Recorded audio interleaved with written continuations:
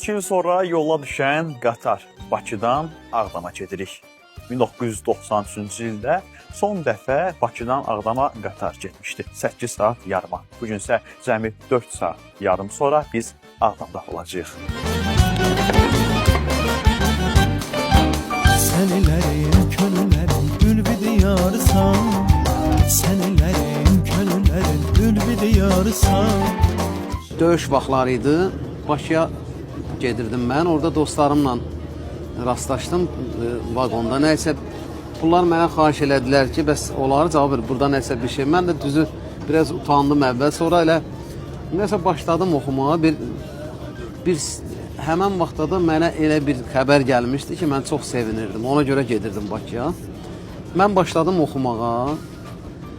Belə birdən elə başımı qaldırdım ki, yəni vaqonda nə qədər adamlar, o biri elə bir ki, vaqonlardan da hamı gəlib, bir nə qədər insan yığılıb ora. Mən elə bir oxuyub dayananda onlar mənə bir alqış elədilər. Yəni mən o heç vaxt mənim belə yadımdan çıxmır da.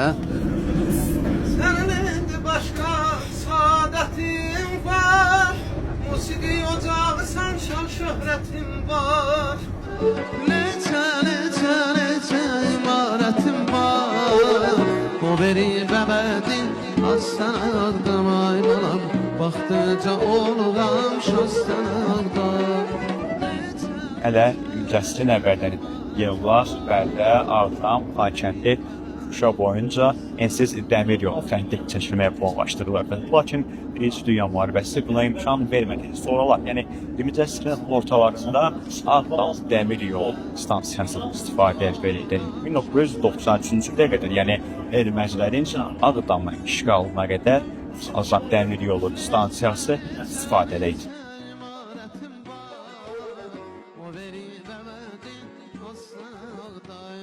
2011-ci ildə biz Gəncəyə səfər etmişdik. Mətbuat Şurası İdarə Heyətinin üzvləri kimi. Həmin vaxtı Rəşad Məcid gecikmişdi və o biraz gec gəlmişdi bizdən. Səhərsi günü qatarla.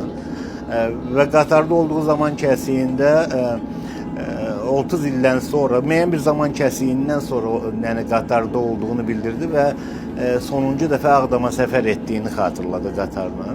Təəssüratlarını mənlə bölüşdü və məndən xahiş elədi ki, mən onu poetik bir nümunəyə çevirib. Beləcə də Ağdam qatarının, Kabus qatarının birinci hissəsi alındı. Daha sonra artıq qələbəmizdən sonra Ağdam qatarının, Kabus qatarının ikinci hissəsini yazdım və artıq arzularımız için olmuşdu və orada ifadə eləmişdim ki, Ağdama qatar da gedəcək bir gün və bu gün elə həmin qatarda Ağdama səfər edirəm, Ağdama gedirəm.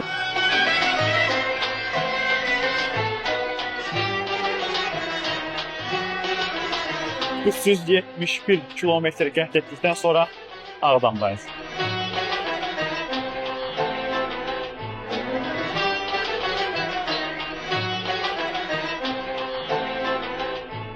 Ağdam Dəmir Yolu kompleksinin açılışı 2025-ci il 10 may tarixində Prezident İlham Əliyevin iştirakı ilə baş tutub. İlk dəfə olaraq Azərbaycan Dəmir Yolu tarixində bu kompleksdə 350 metrlik qapalı platforma inşa edilib. Ümumi olaraq isə kompleksin sahəsi 8 hektardır. Sən Rabbımı dinləndirsən, ana vətənim, Ağdamım mənim, ana vətənim, Ağdamım mənim. Azərbaycan ədəbiyyatında qatarlarla bağlı çoxlu yazılar var, şeirlər var, pyeslər var, hekayələr var. Qatarın həmişə hisslərlə, duyğularla, insanların gündəlik yaşamı ilə birbaşa bağlılığı olduğuna görə qatar bir duyğusal nəqliyyat növüdür sanki. Bu qatarın dalınca baxma məşhur bir mahnı da var. İndi o sözləri dəyişdirib deyirik. Bu qatarın dalınca bax, bu qatarın dalınca baxmağa dəyər. Mənə qanat verən,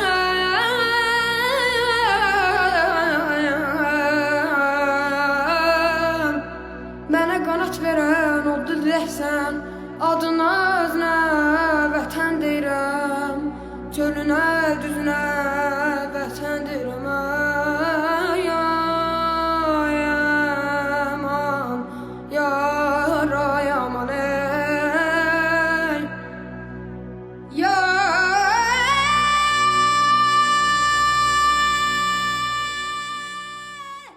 Ağdam dəmir yolu və avtovağzal kompleksi eyni ərazidə yerləşdiyinə görə ümumi olaraq ərazisi böyükdür. Onu qeyd edeyim ki, kompleksin daxilində bilet satış məntəqələri, istirahət köşələri, əyləncə mərkəzləri, həmçinin yeməkxanalar fəaliyyət göstərir. Avtobuslar üçün isə xüsusi peronlar var.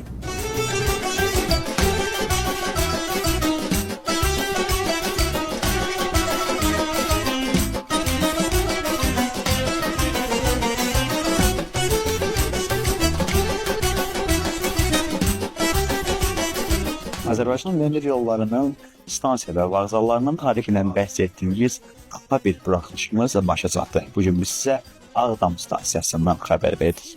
Növbəti buraxılışlarımızda görüşmək dileğiyle. Hələlik. Sevgilim seyre çıkar, burada gelip bahar.